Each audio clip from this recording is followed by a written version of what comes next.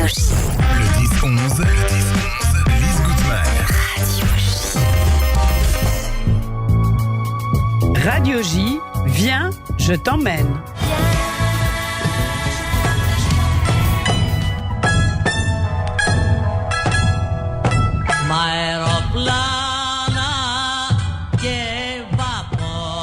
Ça y est, on est dans l'ambiance. Voilà. Steve Kriev, Dominique Friedman.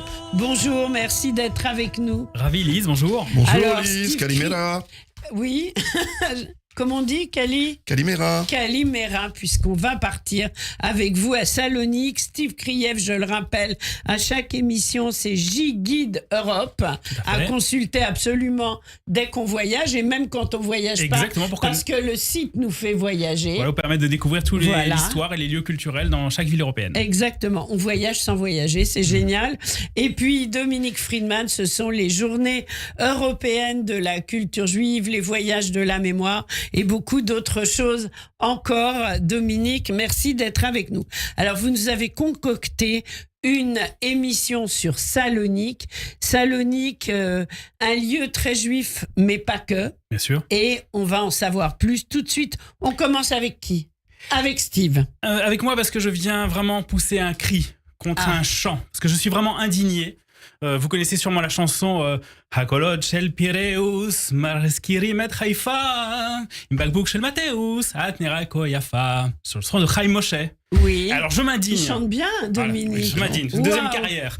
Mais non, je m'indigne parce que ce n'est pas le port du Pirée, c'est le port de Salonique qui a inspiré Haïfa. Parce que ce sont des dockers juifs qui ont construit dans l'entre-deux-guerres le port de Haïfa. Ah oui, parce que dans la chanson, on dit que c'est le port du Pirée. Ah, voilà. Alors c'est en fait, faux. Bien archi sûr. faux. C'est la réappropriation culturelle maritime. Et je m'indigne. Voilà. Eh ben, vous avez raison. Voilà. Et donc, un étudiant en droit aurait très bien pu lui dire cela. Il y avait un jeune homme qui, début des années 1910, a étudié à l'université d'Istanbul, mais est passé d'abord par Salonique. Il s'appelait David Ben Gurion. Et il était même très surpris. Uniquement David un petit gars, comme un petit étudiant. Et il était très surpris de découvrir cette ville à majorité juive, où même les dockers étaient juifs.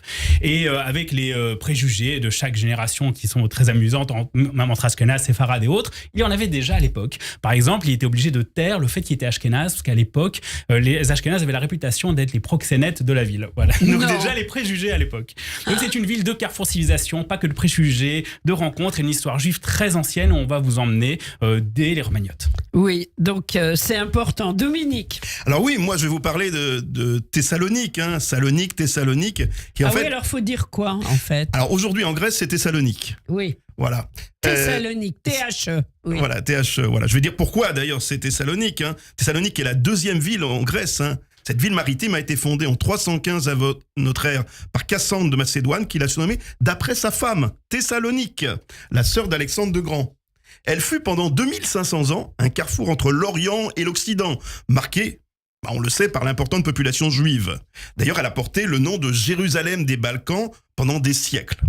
De la vieille ville au front de mer, long de 3,5 km, Thessalonique se découvre au fil des églises, sites archéologiques et monuments, à l'image de la statue d'Alexandre le Grand. Et d'ailleurs, c'est de cette statue que je vais commencer pour la découverte de la ville. Donc, cette statue qui se trouve sur le front de mer, rendez-vous donc devant cette statue. Un peu plus loin, on a une surprenante sculpture symbolisant des parapluies. L'imposante tour blanche témoigne du glorieux passé byzantin de la ville. Et surtout, en fin de journée, il faut admirer le soleil embraser l'horizon depuis une des nombreuses terrasses de café ou à bord d'un vieux galion en parcourant la baie. Vous découvrirez alors la ville depuis la mer sous un angle différent avec une vue imprenable sur les monuments historiques et si la météo le permet, le mont Olympe qui domine toute la baie. Depuis le front de mer, maintenant, je vous invite à grimper en direction d'Anopoli, la vieille ville entourée par des remparts.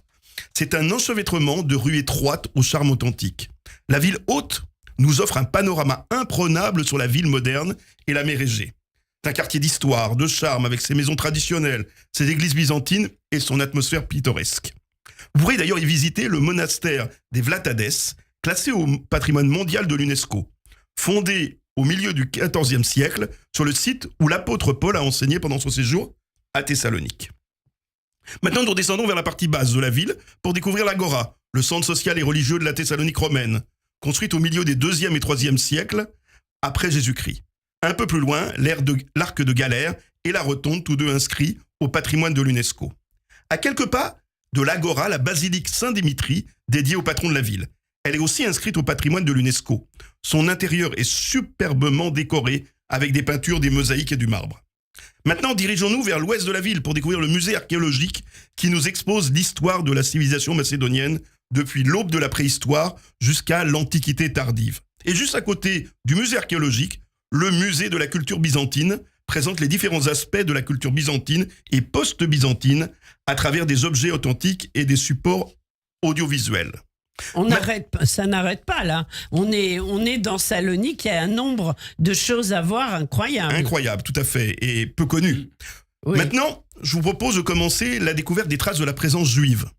Moi, j'aime bien commencer par le marché Modiano, qui a été construit en 1922 par Élie Modiano. Le bâtiment imite les arcades des marchés français et il est bordé par des petites boutiques et des restaurants. Pas très loin, le Yahudi Hammam, qui veut dire en turc le hammam juif, qui a été construit en 1498 et qui a même fonctionné jusqu'en 1900. Il était appelé hammam juif en raison de son emplacement au cœur d'un quartier juif. Un peu plus loin... Il y avait un mikvé avec ou pas? Oui, il y avait des mikvés, mais ce n'est pas... Non, le hammam était un hammam. D'accord. La banque Alatini, un peu plus loin, est la première banque à être fondée à Salonique en 1888 par la famille des frères Alatini. C'est un bâtiment de style éclectique dessiné par un célèbre architecte d'origine italienne, Vitaliano Pselli. La banque Alatini a joué un rôle significatif dans le développement économique de Thessalonique et de la région environnante au cours du 19e et du début du 20e siècle. Elle a fourni des services financiers aux entreprises et aux particuliers, contribuant ainsi à stimuler le commerce et l'industrie dans la ville. Alors, à Thessalonique aussi, je crois qu'il y avait, bien sûr, les écoles de l'Alliance. On va en parler après. Oui, il y avait les écoles de l'Alliance et qui ont un rôle très très important aussi pour le partage de culture française dans la région. C'est vraiment un carrefour de civilisation et depuis des siècles et des siècles. Et la présence juive d'ailleurs est très ancienne depuis les Romagnotes. Oui. Il y a ce côté un petit peu flatteur. On se dit moi j'arrive à remonter à mes ancêtres d'Espagne il y a 400 ans. Hein, et les juifs romains ou les juifs romagnotes peuvent dire moi je suis au-delà même des divisions ashkénazes séfarades. C'était il y a plus de 2000 ans. Donc, oui, quand même, il y a un moment. Voilà. Donc, mais les juifs romagnotes se sont fait, on va dire, un peu absorbés par la culture séfarade. De nombreux séfarades sont venus là, suite à l'Inquisition, dans des terres très accueillantes justement. Et le musée juif présente cela très bien, différentes étapes à la fois donc, de la vie séfarade, également aussi ce qui s'est passé pendant la Shoah avec les très très très nombreuses victimes qu'il y a eu. Donc il y a des salles qui sont consacrées à chacune de ces périodes-là, dans un bâtiment qui avait été construit en 1904, qui appartenait à la communauté. Donc le musée a été ouvert en 2001 et il a été agrandi en 2019. Et vraiment, je vous recommande absolument sa visite. Il y a encore une nouvelle exposition permanente qui a été construite en 2022 en parlant justement, on écoutait la musique tout à l'heure, des trésors musicaux de juifs grecs. Oui. On en écoute un, c'est prévu ou pas? Alors, il y a plein de musiques prévues, des musiques anciennes jusqu'à Yehuda Poliker, ce grand chanteur israélien qui a repris et adapté de nombreuses chansons grecques. On écoute 20 secondes comme ça, pour se faire plaisir, être dans l'ambiance.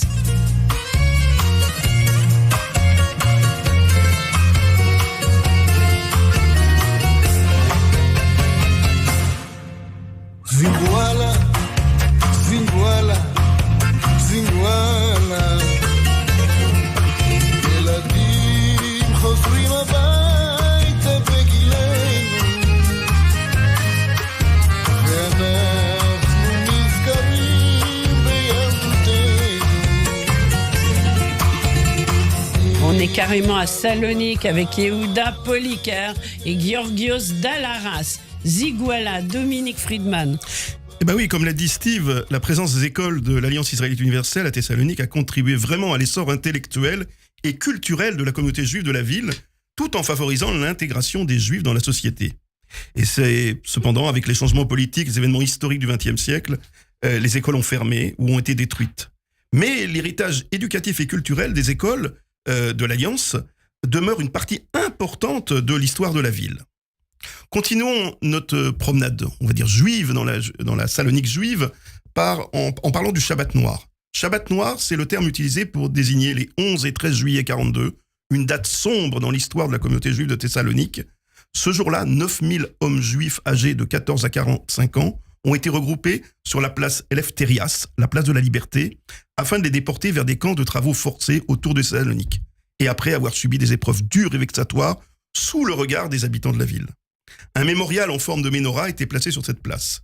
C'est aussi le point de départ d'une grande marche qui a lieu chaque année le 15 mars pour commémorer la déportation des Juifs vers Auschwitz. Cet événement annuel a été conçu par l'ancien maire de la ville, Yanis Boutaris, qui a beaucoup œuvré pour la mémoire juive, mais aussi ottomane de Thessalonique pendant son mandat. Autre lieu de mémoire à découvrir, le monument, composé d'une menorah brisée et de copies de matzévot, de plaques funéraires, commémorant la communauté juive détruite au cœur de l'université Aristote, dont les bâtiments ont été construits sur le site du plus grand cimetière juif des Balkans, détruit par les nazis et leurs alliés. Le cimetière de juifs de Salonique, en judéo-espagnol Bet Haïm de Salonika, était un vaste cimetière comprenant plus de 300 000 tombes, ce qui en faisait la plus importante nécropole de la ville. Et il y a une grande figure, justement, on parlait de la Shoah. Pendant la Seconde Guerre mondiale, 10 000 soldats juifs se sont engagés pour se battre contre l'invasion italienne. Et parmi eux, le colonel Mordechai Frisis, qui est le premier homme à tomber sur le champ d'honneur, à défendre justement sa patrie, la Grèce. Il était colonel de famille romagnote et il était blessé sur le champ de guerre. Et avant justement la contre-offensive italienne, il a voulu rester près de ses hommes. Et donc, il a été le premier à décéder. Alors, il a été enterré sur le champ de bataille pendant la guerre, mais puis enterré à nouveau au cimetière juif dont parlait Dominique tout à l'heure de Thessalonique, avec les honneurs militaires en présence du président Kostis Stéphanopoulos et son petit-fils d'ailleurs, qui porte le même nom que lui, en hommage au héros, a été le rabbin qui a officié la cérémonie. Waouh. Alors maintenant, je vous emmène dans le quartier des Villas. Le quartier des Villas à Thessalonique est un quartier résidentiel réputé pour son architecture remarquable et ses maisons élégantes. Ce quartier est associé à la bourgeoisie et à l'élite juive et aux domnés des juifs sabbatéens convertis à l'islam au cours des 19e et 20e siècles. Les villas du quartier sont souvent de style néoclassique, art nouveau, éclectique, témoignant de l'histoire de la prospérité de la ville à cette époque. Elles étaient autrefois habitées par des marchands riches, des industriels et des personnalités influentes de la ville. On retourne un peu vers le centre de la ville. Le marché Kapani, c'est l'un des marchés les plus anciens et les plus animés de Thessalonique. Situé dans le centre-ville, ce marché est un lieu emblématique où les habitants et les visiteurs viennent faire leurs achats et découvrir une variété de produits frais et de spécialités locales.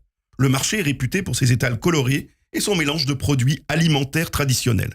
Vous y trouverez une grande variété de fruits, de légumes frais, des épices, des olives, des fromages, des fruits de mer, des viandes, des pâtisseries ou bien plus encore. Et maintenant, je peux aussi faire une petite aparté sur la cuisine juive. Bien sûr, oui. À Thessalonique, la cuisine juive en Dominique. Grèce. Alors, malheureusement, à Thessalonique, je n'ai pas trouvé de lieu, de restaurant où manger cette cuisine. Mais bon, on peut comme ça citer quand même les plats traditionnels. Et je vous invite, tout simplement, en France, à Paris, de trouver une famille qui a gardé les traditions et de devenir des spectateurs. Ou alors d'assister au CEDER, organisé par l'association Aki Estamos, chaque année, donc le deuxième soir de Pessah. Moi, je peux donner des plats, les biscochos, les frittadas, enfin tout. Alors je complète avec la salade d'aubergine, la salade d'aubergine, la salade de yaourt, voilà. Bien sûr, la salade des spinacas, salade d'épinards, voilà. les haricots, les feuilles de vigne farcies, bien sûr. Oui. Il y a les aubergines farcies. Les borécas, voilà, les quelques alcools pour accompagner tout ça. Oui, voilà. Bien sûr. Donc, en général, un alcool, et c'est l'équivalent de la bourra. Hein, c'est un autre nom en judéo-espagnol, le raki. Voilà, d'ailleurs, à Aki Estamos, on boit le raki de l'amitié, c'est dire. Tout à fait. Voilà.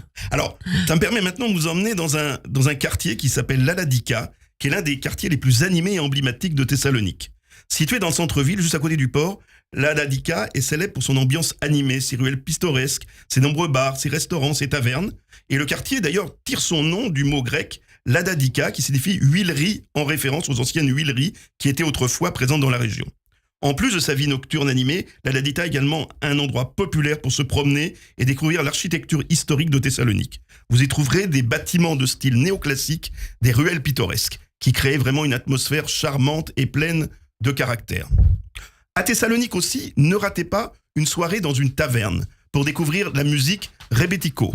C'est un genre musical grec qui a émergé dans les années 1920, principalement dans les quartiers urbains et portuaires d'Athènes, de Thessalonique et du Pirée, ainsi que dans d'autres grandes villes de Grèce.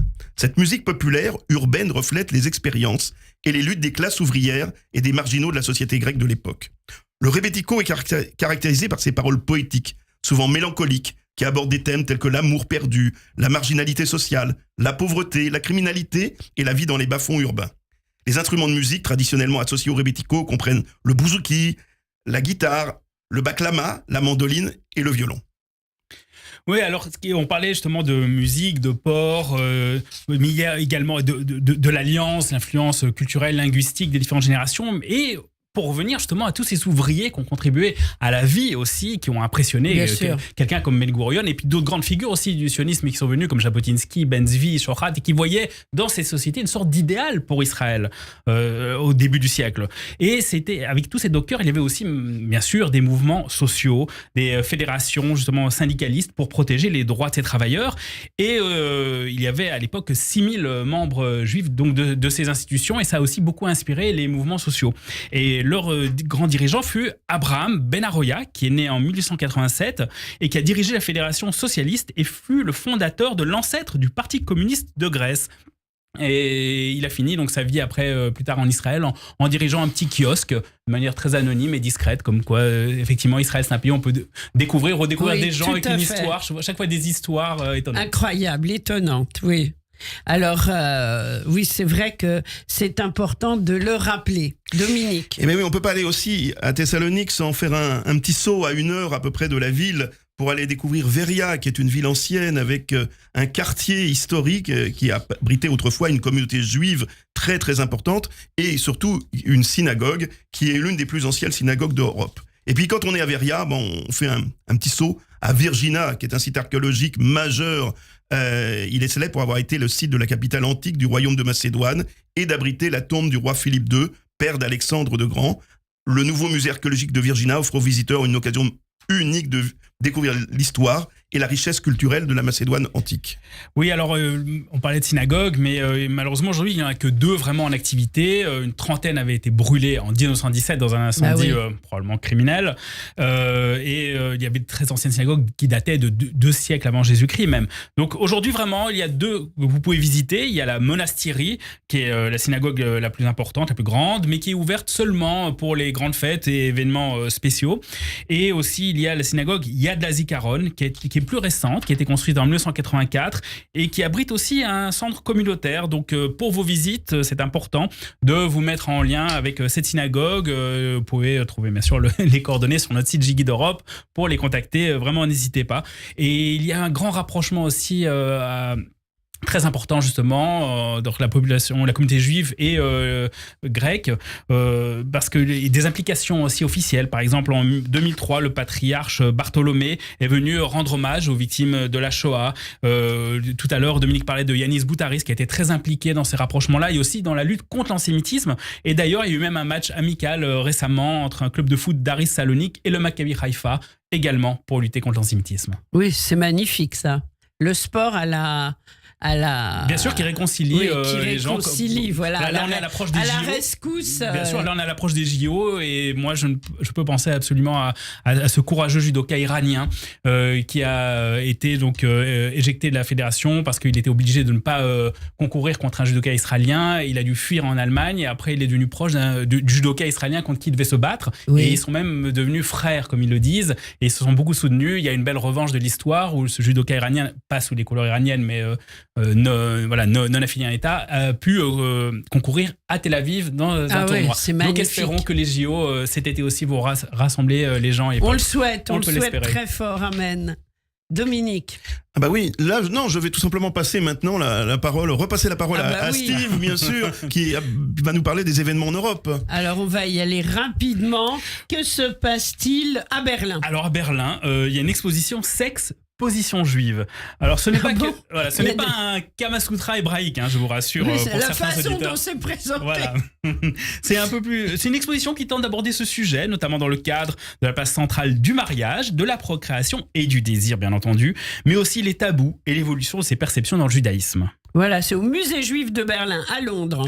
Alors à Londres, comme chaque année, vous pouvez apprendre le yiddish dans les grands événements musicaux du Jewish Music Institute qui propose de redécouvrir cette langue à travers des ateliers, de la musique bien sûr, du théâtre, de la poésie, pour toutes sortes d'enthousiastes. Ça s'appelle Otazoy, c'est du 18 au 23 août, Vienne.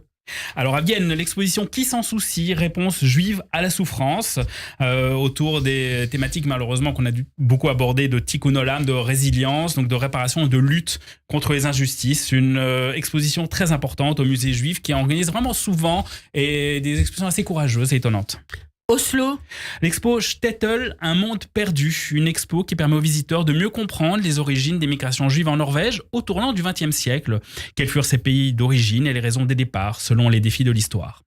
Et puis Turin, pour terminer. Alors une exposition très étonnante aussi, les os de la terre, Primo Levi et la montagne. Une exposition organisée en partenariat avec le centre d'études Primo Levi qui permet aux visiteurs de découvrir le lien entre l'auteur et la montagne. Voilà, donc que d'expos à découvrir, à voir. Merci à tous les deux pour ce beau parcours au sein de Thessalonique, que les Juifs appelaient Salonique. On va terminer avec Dimitris Mitropanos. Je suis incapable de lire le texte, le titre. Comment on dit? Anasito. Saloniki, c'est un hommage à la ville justement de Salonique. Merci Dominique qui part à ma rescousse. Merci Dominique Friedman, merci Steve Kriev. Et on termine sur leur belle musique. Yasso. Μάδια παρέτρα πολεμάω το χειμώνα. Από το κάστρο στην καρδιά του πλαταμόνα. Αφού με φέρνει μονοπάτι φαναριώτικο, ένα σοκάκι με κρατάει σαλονικιώτικο. Έλα ένα βράδυ την υπόσχεση να πάρεις, πριν να τη σβήσει με σφουγγάρι ο βαρδάρης. Σαν να ζητώ στη Σαλονίκη σημερώματα. Λύνει το βλέμμα σου απ' τις αλήθειες. Radio J. Vous écoutez Radio J à Paris sur 94.8 en DAB+, et sur notre appli Radio J. Radio J.